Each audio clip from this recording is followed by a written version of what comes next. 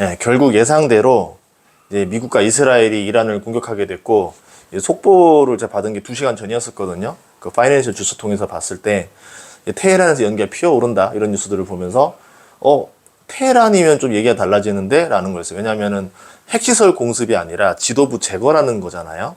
그리고 나서부터 이제 이스라엘의 공중급유기가 나온다는 뉴스도 보고 X에서 봤었습니다.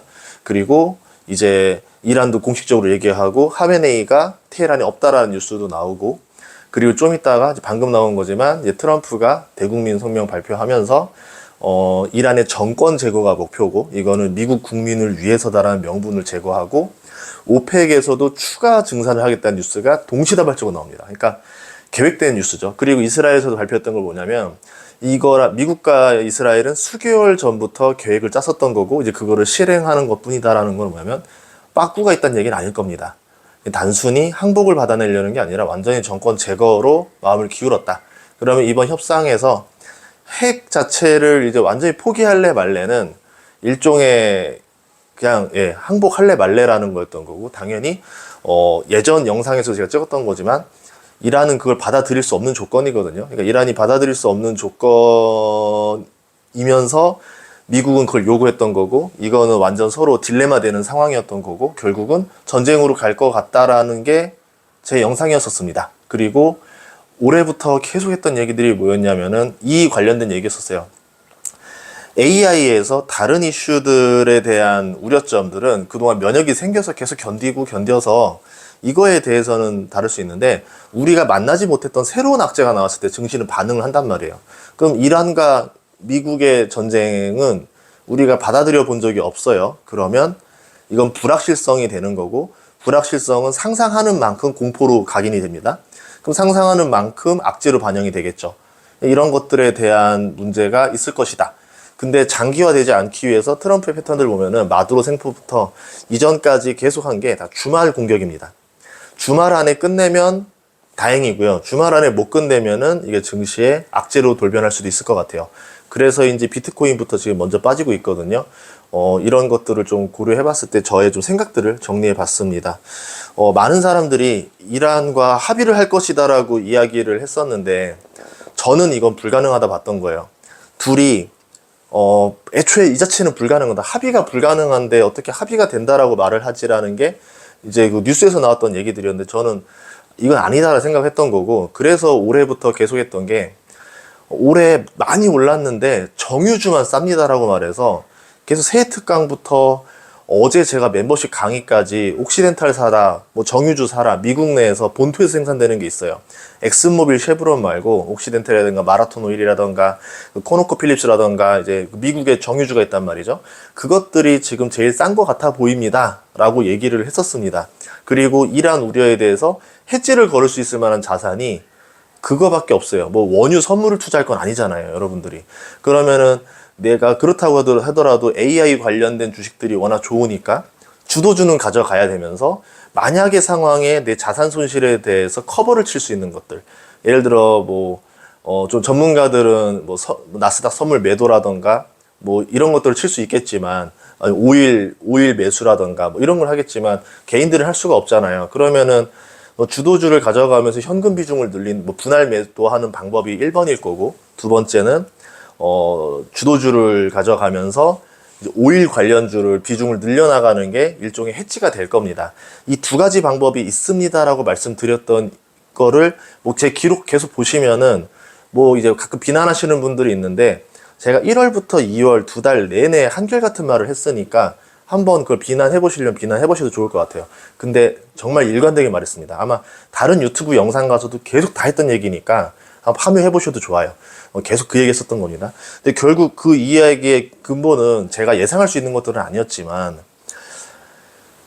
이란과 미국의 문제가 저는 제가 생각하기에는 이건 단순히 핵 포기의 문제를 넘어서라고 봤던 거고, 그 과정에는 미국의 어떤 권력 구도, 트럼프가 대통령이 되기 위해서 기반에 도움을 준 사람들의 그 사람들의 이익 관계라던가 트럼프가 받아들여야 되는 것들, 그리고 트럼프가 이제 그거를 하기 위해서 계속 이제 행동했던 액션들, 이런 것들을 다 고려해 봤던 거죠. 근데 많은 사람들은 트럼프가 중간 선거가 있으니까 유가를 내리고 싶어 할 거고 전쟁을 하지 않아 할 거고 이란이랑 협의를 할 것이다라 했는데 굉장히 단순한 시나리오라는 거죠. 왜냐하면은 트럼프는 중간 선거 이기고 싶어 하는 건 1번이지만 그럼 유대인을 버리고 중간 선거 이긴다? 이것도 불가능한 얘기입니다.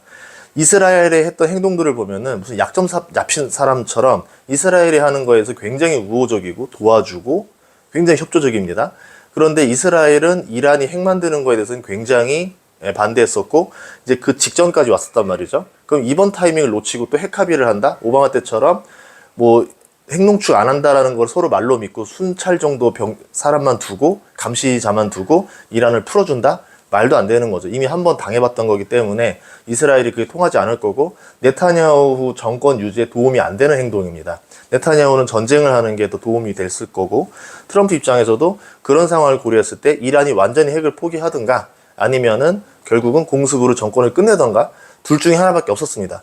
그런데 이란의 정권을 바꿨을 때 트럼프가 뭔가 좀 더 뭔가 그 정치 권력에서 보답을 해야 되는 게 하나 더 있는데 그거에 해당되는 일이기도 해요. 그런 면들 때문에 저는 전쟁이라 봤던 거죠. 자, 그럼 이 전쟁이 벌어진다라 가정했을 때 우리는 유가가 오를 거냐 내릴 거냐 증시에 영향을 줄 거냐 아닐 거냐 굉장히 중요한데 이게 예상이 안 되는 거예요.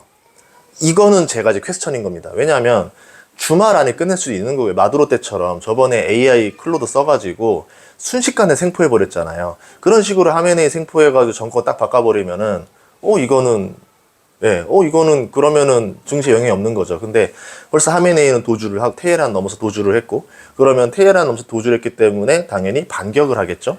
그러면 이 반격을 계속 하게 되면 어디까지 공격할 것인가를 모르겠습니다. 첫 번째, 이스라엘이 참가했기 때문에 이스라엘에 대한 반격을 할 겁니다. 미사일들이. 왜냐하면 미국 군함을 때리는 건 굉장히 부담스러운 일이니까 이스라엘 먼저 때리겠죠. 때려보내 또 때릴 거예요. 그럼 이스라엘이 어땠었냐? 그때 1차 공격 때 피해를 좀 봤습니다. 뉴스와 다르게.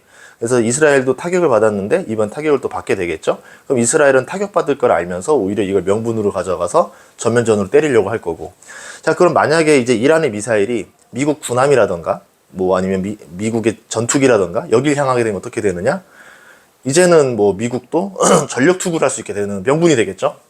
그렇게 되면은 이건 장기화와 상관없이 그냥 이란 자체를 끝장내려고 할 겁니다. 이 굉장히 심각한 일이 되겠죠.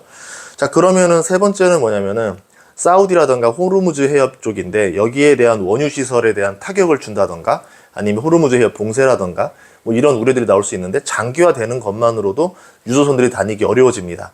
호르무즈 해협에서 수출량의 5분의 1, 4분의 1 정도가 거기에서 나오고 있는 건데 그러면은 바로 아시아부터 시작해서 유가 상승 타격을 받을 수밖에 없겠죠. 아시아 같은 경우는 유가가 높아서 이득 볼 수 있는 구조가 없어요. 그러면은 당연히 비용 증가로 이어질 거고 엄청난 부담이 될 겁니다.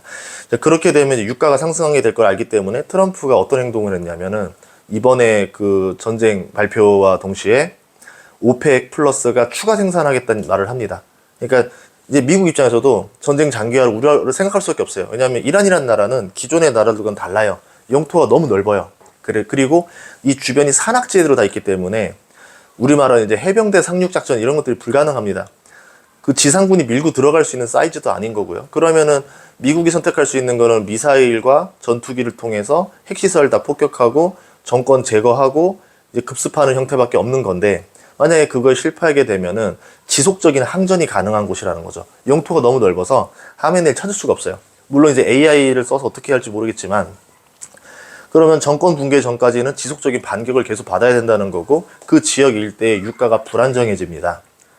얼마나 끝날지는 모르겠어요. 이게 주말 안에 끝낸다의 가능성보다는 장기화 가능성이 조금 더 무게를 두고 있습니다. 이거 제가 예단할 수 있는 수준인 건 아니겠지만 그래서 해지를 걸어두자라는 거예요. 그러니까 전쟁 장기화에 대해서 해지를 걸어놔야 된다 해가지고 어제 멤버십에서도 금요일이었었죠. 그때도 옥시덴탈을 따로 얘기를 했었을 정도로 이제 했던 건데 많은 사람들이 그냥 AI 관련 주가들이 워낙 잘 오르니까 이게 무슨 생뚱맞은 소리냐 무슨 이런 한물간 정유주나 얘기하고 있냐 뭐 이런 얘기들도 하고 뭐 해지를 얘기하면은 무슨 소리 하냐 해지냐 무슨 쇼충이냐 뭐 이런 얘기 하잖아요. 근데 그게 아니라 내 자산을 지키기 위해서 화재보험, 자동차보험 하나도 안 들고 그 돈 자체도 더 자동차 비싼 걸 사기 위해 투자를 하는 게 옳은 행동인가라는 거죠.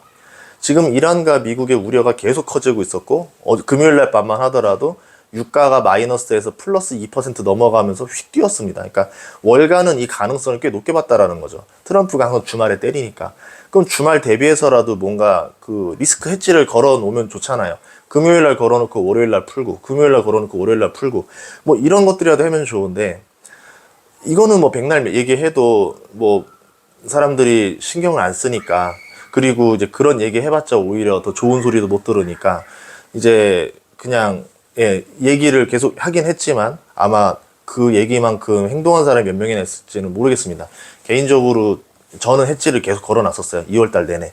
그래서 아마 이렇게 좀 되긴 한 것 같은데, 어제 월요일 날 대응에 대해서 어떻게 봐야 될지도 모르겠습니다. 우선은 이제 월요일 날 어느 정도 데미지를 먹을 거고, 만약에 장기화 된다면은, 만약에 장기화가 안 되면은 아무 문제 없어요. 유가는 오히려 더 떨어질 수도 있고, 아마 더 AI 투자를 더 지속적으로 가져가기 좋은 환경이 될 수도 있을 겁니다. 그래서 그건 예단하기 어렵지만, 장기화가 됐을 경우에 대비에 대해서만 말씀드리자면은 충분히 할 필요가 있다. 그리고 월요일 날이라도 그 장중에 어떤 그 해지를 걸 수 있을 만큼, 싸게 걸 수 있을 만큼 타이밍이 나올 수도 있습니다. 해지라는 것도요, 여러 가지가 있어요.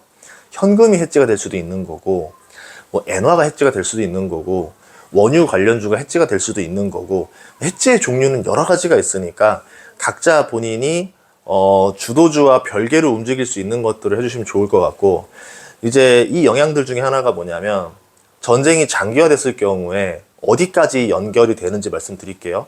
목요일날, 금요일날 미국 증시에 많이 빠졌었는데, 그게 어디랑 연결됐었냐면은 AI 관련 사모신용 대출이 문제였었습니다.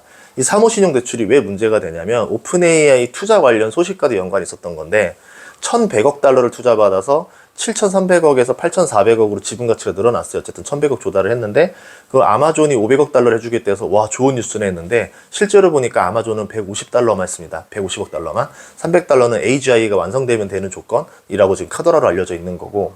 자, 그러면은 이제 AI 기업들이 투자를 해야 되는데, 사모신용 비중이 너무 높았던 게 문제고, 얘네들은 그냥 자기 돈 넣어주는 게 아니라 자기들도 돈의 여력을 줄이기 위해서 레버리지에 레버리지를 한 번 더 건다던가, 아니면은 이자 갚을 능력이 없으니까 부채를 계속 증가시켜주는 PKI라던가 이런 방식으로 했단 말이죠. 이런 것들이 과거 리먼 때 MBS를 담보로 CDO 만들고 CDS를 거래했던 건데, 만약에 그런 AI 기업들이 그 대출에 대해서 못 갚게 되면 어떻게 되느냐에 대해서 이제 비예금 금융기관들이 그거 자체만 따로 리스크를 떼가지고 매매로 돌려버렸어요. 그래서 본인들은 돈 빌려줘서 떼일 걱정이 없었습니다. 그럼 이거를 사고 파는 곳 쪽에서 파생금융으로 돌아다녔다라는 거죠. 어쨌든 이렇게 빌려준 돈의 규모들이 1조 3천억 달러 정도 규모가 되고, 이 중에 많은 부분들 중에 하나가 AI로 들어가 있다라는 겁니다. 자, 그런데 AI 쪽 지분 가치는 나날이 올라가요. 그리고 얘네들이 현금을 벌어서 이자를 갚을 수 있는 순수 능력 자체는 향후 5년간은 없을 거로 보입니다. 오픈 AI가 2030년에 흑자라고 얘기를 했었으니까. 자, 그럼 그동안은 계속 지분 가치 올려가면서 지분 팔아서 번 돈으로 계속 이제 GPU 사고 투자하고 이제 인건비 주고 하면서 발전해 나가야 되는데, 그럴 때 문제가 두 가지가 발생했습니다. 첫 번째, 비용 증가라는 게 발생했어요. 이제 인건비도 계속 올라갔지만 HBM 가격도 6개월 만에 50% 뛰었고요. GPU 가격도 나날이 뛰고 있고요. 그리고 또 하나는 보면 전기료가 너무 많이 뛰고 있습니다. 유지비까지 올라가고 있어요. 그러면은 이 기업들이 투자를 해줄 때 이 회사의 지분 가치는 뭐냐면 결국은 나중에 생산 능력 곱하기 단가인데, 단가에서 마진이 나날이 감소한다라는 거죠. 비용이 증가하기 때문에. 그럼 나날이 비용은 증가하는데 지분 가치는 역으로 계속 올라간다? 사모신용 대출하는 입장에서는 투자 수익률이 나날이 떨어지는 겁니다. 엔비디아도 그렇고 다른 것도 그렇고 투자하는 금액만큼 수익률을 뽑아내지 못하는 상황까지 온다라는 거죠. 그러니까 결국 투자가 매력이 없어진다라는 거죠. 그런 상황에서 앞으로 한 5년간은 계속 이렇게 지분 가치 올려가면서 지분 판돈으로 늘어가야 돼요. 지분 가치를 못 올려야 되는 이유가 뭐냐면, 기존 투자자들이 있기 때문에 지분 가치를 내려서 투자받을 수가 없습니다. 그러니까 결국은 이제 이런 어떤 딜레마에 빠져 있는 상황인데, 이게 서서히 한계점이 도달하는 상황이었던 거고, 여기서 비용 중에 하나가 뭐냐면 대출 이자 상승입니다. 만약에 유가가 올라가면 어떻게 될까요? 물가가 올라갈 가능성이 생기겠죠. 그럼 이제 미국채 장기금리가 튀겠죠. 미국채 금리가 튀니까 이제는 대출 이자도 같이 올라가게 되겠죠. 대출 이자가 올라가면은 그동안 투자자들이 해준 돈으로 SPV를 만들어서 여기서 이제 그 AI 기업들이 이용료를 내고 썼단 말이죠.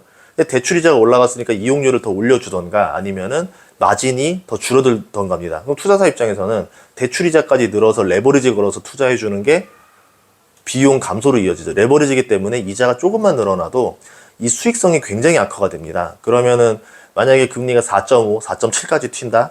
그러면은 이 AI 사무실용들이 레버리지 걸어서 대출해줬던 것들이 수익성이 제로에서 마이너스로 떨어지는 것들도 나올 수 있다라는 거예요.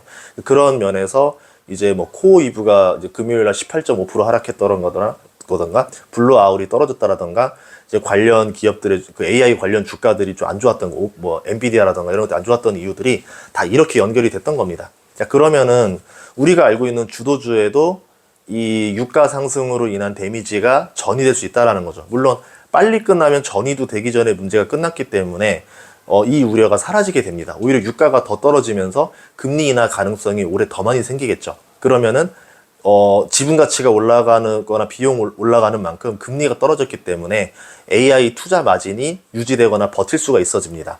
상황이 완전히 달라진다는 거예요. 그래서 이 이란 전쟁이 단기화가 되면 호재가 될 거고 장기화가 되면은 악재가 될 것이다 라고 봤던 겁니다.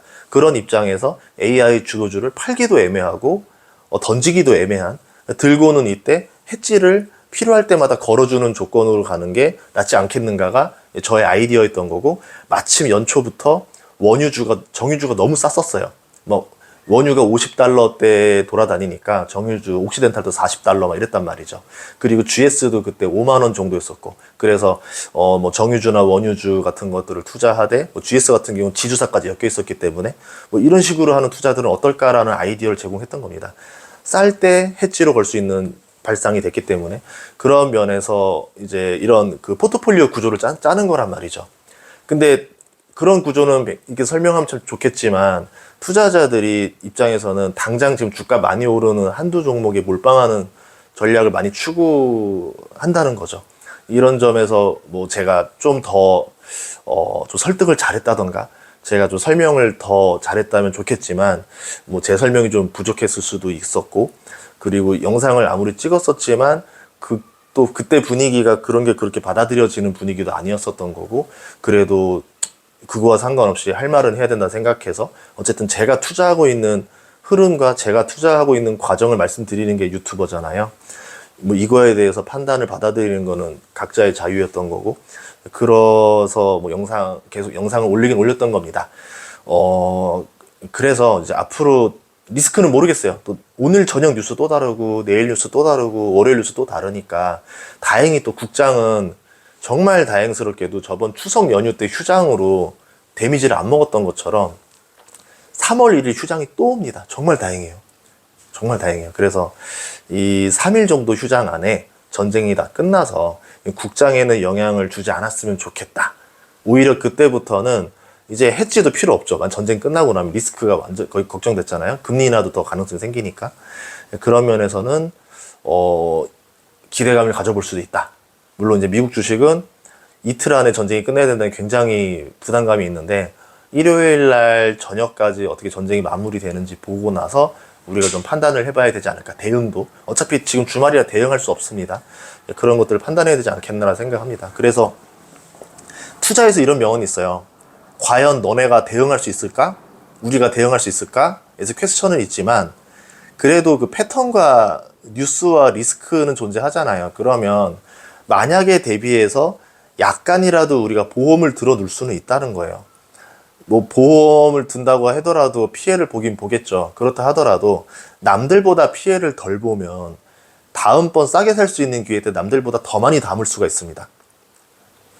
당장 돈 버는 게 중요한 게 아니라, 주식 투자는 어차피 우리가 평생 해야 될 거고 단단하게 투자를 해야 되는 과정이기 때문에 리스크에 대해서 적당히 대비해 나가면서 투자를 해야 된다라는 거예요.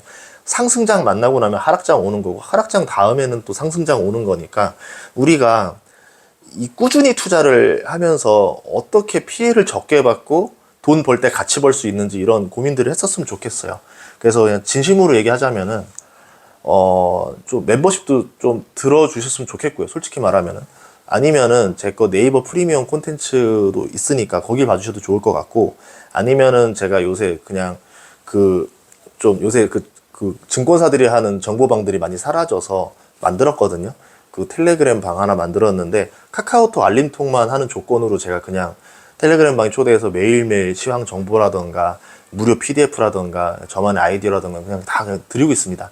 그냥 거기 들어와 주시면 그냥 계속 그냥 받을 수도 있는 거고, 돈이 안 드는 방법도 있고 드는 방법도 있고 여러 가지 다 있으니까, 아니면 여러분이 그냥 뉴스를 그냥 보시고 더 객관적으로 판단하는 방법도 있고요. 뭐 저 하나만의 이야기가 중요한 건 아니니까 그렇게 좀 해주시면 좋을 것 같아요. 상승장이 더 갈지 안 갈지, 아니면은 잠깐 조정일지 하락일지 모르는 겁니다. 변수에 따라서 다 바뀌는 건데, 다만 이제 여러 경험상, 저도 투자를 20년 넘게 했으니까 경험상 그때그때 맞춰서 그때그때의 어떤 패턴들이 있더라. 그리고 그거를 잘 대응하거나 해지를 걸어두면은 기회가 또 오더라. 그래서 피해를 최소한으로 받자. 상승장 즐길 거 즐기고 피해는 조금 받으면은 남보다는 유리하니까 부자 되는 속도는 조금 더 빨라지지 않을까라고 생각을 하는 겁니다. 한 방에 대박 나는 부자가 당연히 되고 싶지만, 그래도 단단하게 투자하는 것도 정말 중요하다고 생각해요. 배당도 좀 있어야 되고, 안전자산도 있어야 되고, 현금도 있어야 되고, 주도주도 있어야 되고, 그래야 여러분이 좀 마음 편한 투자를 할 수 있을 것 같아서 계속 그쪽에 대해서 이야기를 하도록 할 거니까요. 구독과 좋아요, 알림 설정 부탁드리고요. 좀 많이 관심 가져주시면 좋겠습니다. 인기에 부합하는 유튜버가 될까, 아니면 그냥 제가 투자하는 걸 솔직하게 그냥 제 스타일의 제 생각들을 솔직하게 말하는 게 더 좋은 유튜버가 될까 항상 고민을 하는데, 제가 아반떼를 몰잖아요. 그 아반떼를 샀던 이유는 초심으로 돌아가자였던 거고, 초심 유튜브를 시작했던 건 뭐냐면은 저 자신의 어떤 기억을 관리하기 위해서, 제 스스로의 생각을 정리하기 위해서 했던 게 유튜브였었는데, 그 영상을 많은 분들이 사랑해 주면서 지금의 한 8년 지나 보니까 구독자가 이렇게 많아지게 됐던 거고, 그분들에 대한 거를 갚는 거는 제가 단순히 인기를 위해서 할 일들이 아니라 제가 해야 되는 소신 발언들은 계속 하면서 나가야 되겠다. 그러면은 뭐 더 조회수가 늘거나 구독자가 느는 게 아니더라도 많은 사람 누군가한테는 좀 도움이 될 수 있지 않을까. 물론 이제 제 의견이 틀릴 수도 있고 제 감이 안 좋을 수도 있는 거고 제 판단이 뭐 제가 수익이 안 날 수도 있는 거겠지만, 그래도 이 길을 계속 걸으려고 합니다. 그러니까 여러분들이 많은 사랑해 주시면 감사하겠습니다. 오늘 영상 마치고요. 혹시라도 조금 더 업데이트할 사항이 있으면은 올리도록 하겠습니다. 오늘 저는 이제 스승님 만나러 태국에 잠깐 와 있고요. 여기에서 계속 이제 좀 일을 조금 더 하다가 귀국하도록 하겠습니다. 감사합니다.